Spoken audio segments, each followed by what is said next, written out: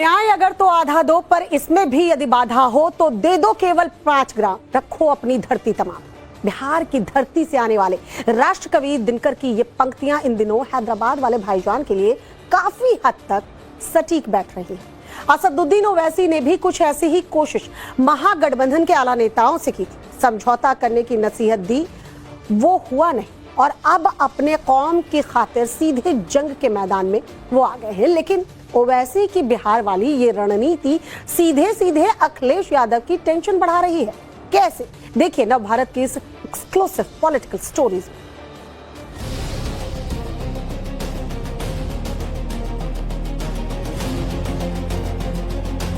बताओ कोचा दामन की जनता, क्या ओवैसी आतंकवादी है? क्या ओवैसी चरमपंथी है? क्या ओवैसी एक्सट्रीमिस्ट है?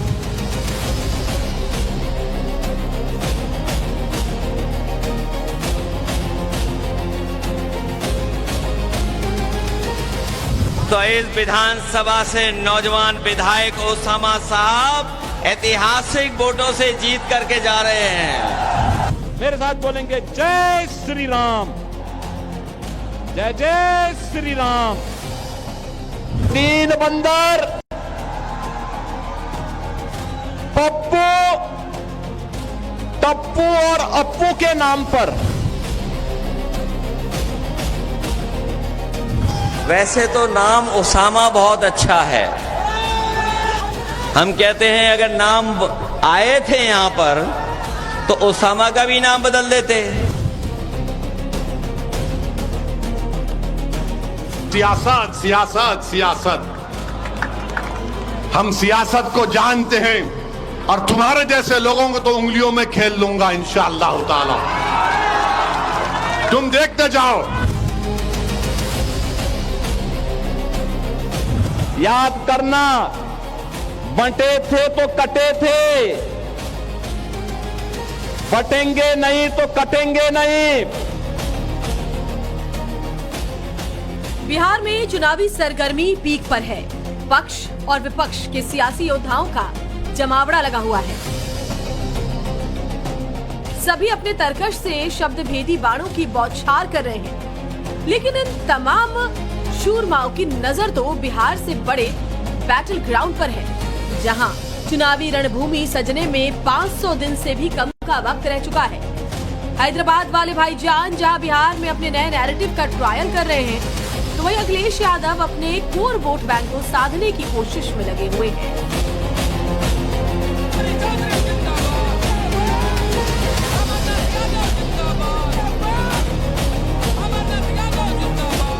अरे सुन तेजस्वी, जब भारत को जरूरत पड़ी पाकिस्तान के आतंकवाद के उस बुज़दिलाना हमले पहलगाम के बाद, तो जब मैंने भारत के पक्ष में बोलना शुरू किया तो पाकिस्तान के जालिम लोग बोल रहे थे कि भारत में एक ओवैसी है जो चरमपंथी है। तो मालूम हुआ पाकिस्तान के लोगों की जबान अब तेजस्वी बोल रहा है।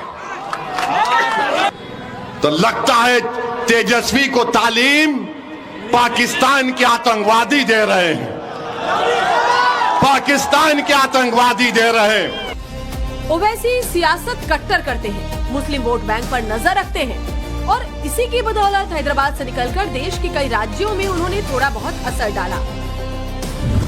तेलंगाना में 7 विधायक AIMIM के हैं। महाराष्ट्र की एक सीट पर ओवैसी की पार्टी जीत दर्ज करने में कामयाब रही। बिहार में 5 सीटें जीती थी, जिसमें से 4 ने पाला बदल लिया। अब नजरें उत्तर प्रदेश पर है, क्योंकि बिहार के मुकाबले यूपी बड़ा इलेक्शन ग्राउंड है। यहाँ ओवैसी साहब के लिए जोर आजमाइश की गुंजाइश ज्यादा रहेगी। जब गुंजाइश ज्यादा, तो अपने समीकरण को सेट करने का मौका भी ज्यादा। कल तक MY बोलते थे, अब PDA बोल रहे हैं। और PDA में कभी आप लफ्ज मुसलमान का नाम लेने से कतराते हैं। सीमांचल के मन से ओवैसी के इन तकरीरों का नतीजा जल्द ही सामने आ जाएगा। बिहार में तो 6 और 11 तारीख को वोटिंग है और 14 तारीख को नतीजे भी सामने आ जाएंगे। सीमांचल में जो ओवैसी ने पूरी ताकत झोंकी है, उसका टेस्ट उसी दिन हो जाएगा। उसके बाद यूपी की बारी आएगी, लेकिन यूपी में तो पिछले 8 सालों से बाबा का पिच सेट है। बटेंगे नहीं, कटेंगे भी नहीं। याद करना, बंटे थे तो कटे थे, बटेंगे नहीं तो कटेंगे नहीं, एक रहेंगे तो सेफ भी रहेंगे। चुनावी रैलियों में सीएम योगी उन्हीं मुद्दों पर फोकस करते हैं जिनके जरिए वो देश की बहुसंख्यक आबादी से सीधा कनेक्ट हो पाते हैं। लेकिन ओवैसी की यूपी पर नजर से अखिलेश यादव की टेंशन जरूर बढ़ने वाली है। वजह यूपी का मुस्लिम वोट बैंक, जिसे समाजवादी पार्टी पॉकेट वोट मानकर चलती है। एक रिपोर्ट के मुताबिक 2022 विधानसभा चुनाव में 83% मुस्लिमों ने समाजवादी पार्टी को वोट दिया था। इसके बाद साल 2024 में हुए लोकसभा चुनाव में मुस्लिम समुदाय ने कांग्रेस सपा गठबंधन को 90% वोट दिया। इसी को देखते हुए समाजवादी पार्टी मुस्लिम वोटों को लेकर किसी तरह का कोई बंटवारा नहीं चाहती है, जिसके लिए अखिलेश यादव ने साफ कहा कि 2027 में भी सपा का कांग्रेस के साथ गठबंधन बरकरार रहेगा।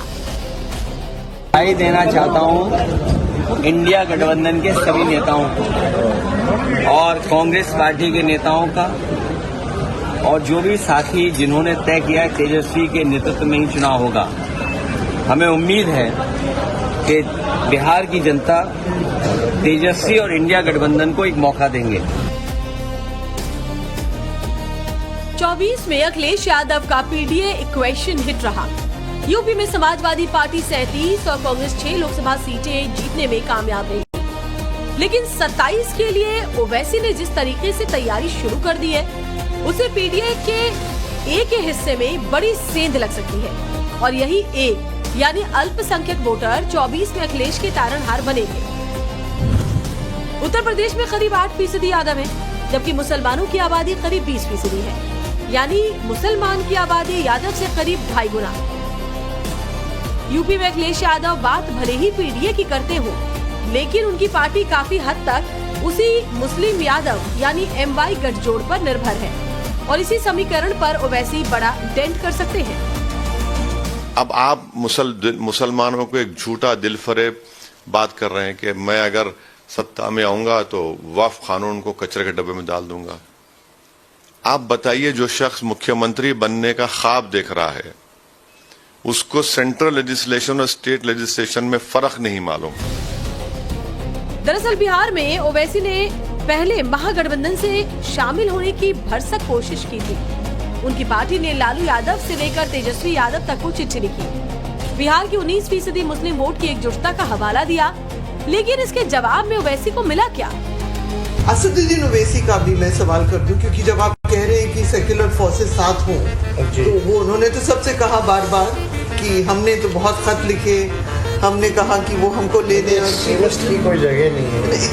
आप उनको एक्सट्रीमिस्ट कह रहे हैं ऑन द रिकॉर्ड? हाँ, एक्सट्रीमिस्ट की कोई जगह नहीं। ओवैसी ने महागठबंधन में शामिल होने और 6 सीटों पर चुनाव लड़ने की मांग की थी, लेकिन तमाम कोशिशों के बावजूद AIMIM महागठबंधन में शामिल नहीं हो सकी। इसी से जुड़े एक सवाल पर टेप में कथित तौर पर तेजस्वी ओवैसी को एक्सट्रीमिस्ट बता रहे हैं, और जब समझौता नहीं हुआ तो सीधे राज सत्ता की मांग करते हुए मैदान में आ गए। यादव 14% है और तेजस्वी 36% यादव को टिकट देता है। याद रखो, जब ओवैसी ने कहा कि 17% का मुख्यमंत्री होगा, अब्दुल्ला का बेटा मुख्यमंत्री होगा, ईसा का बेटा, फातिमा का बेटा बिहार का मुख्यमंत्री होगा, तो लोग इंशाअल्लाह, तो लोगों ने कहा तेजस्वी को बड़ी तकलीफ हुई, वो बहुत परेशान है, ये ओवैसी क्या बोल रहा है। अरे बाबू, ख्वाब देखना गुनाह नहीं है, दुआ करना गुनाह नहीं है। बिहार में ओवैसी का ये दांव कितना असर करेगा, ये तो 10 दिनों में पता चल जाएगा। लेकिन ओवैसी की असली परीक्षा तो यूपी में होगी, जहां विधानसभा की 403 सीटों पर करीब 20% मुस्लिम वोटर है। 143 सीटों पर मुस्लिम आबादी 20% तक है, जबकि 70 सीटों पर 20 से 30% मुस्लिम वोटर है। वहीं 73 सीटें ऐसी हैं जहां 30% से ज्यादा मुस्लिम मतदाता है। 43 सीटों पर तो मुस्लिम वोटर्स के दम पर ही जीत होती है। तब तो अखिलेश यादव अपने वोट बैंक को इंटैक्ट रखने के लिए बाहुबली रहे शहाबुद्दीन के बेटे ओसामा शाह के कैंपेन करने बिहार के रघुनाथपुर तक आ गए।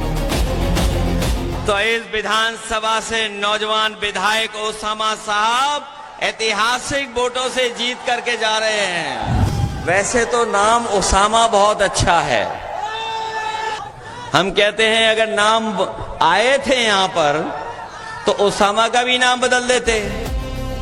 वैसे ये भी सच है कि ओवैसी ने यूपी में दांव लगाने की जितनी भी बार कोशिश की, दांव उल्टा ही लगा है।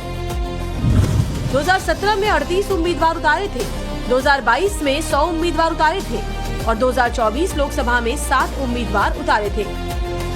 कामयाबी नील बटा सन्नाटा।